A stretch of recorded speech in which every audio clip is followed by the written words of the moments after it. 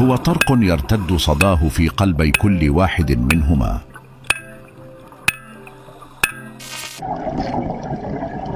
قبل 25 عاما نشأت علاقة حب من نوع مغاير بين غواص وسمكة غنيمة الرأس.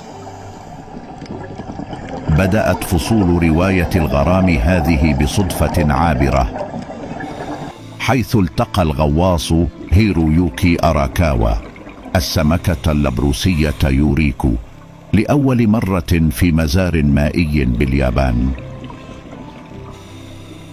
سمكة آسيوية ذات شكل غريب وجميل،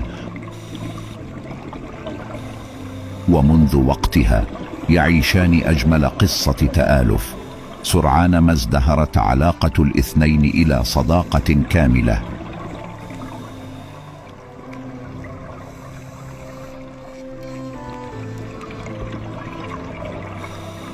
وكلما زار أراكاوا المزار المائي فإنه لا يحتاج سوى دقات يطرقها على قطعة حديد حتى تستجيب السمكة يوريكو على الفور.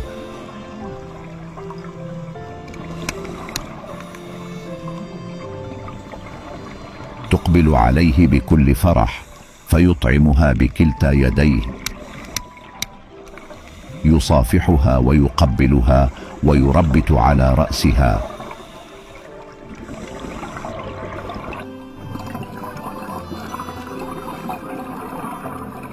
هذه الصداقات بين الإنسان والسمك لا يبدو أنها تقتصر على أراكاوا ويوريكو، حيث ربطت علاقات من هذا النوع بين مجموعة من الغواصين وأسماك القرش والحيتان.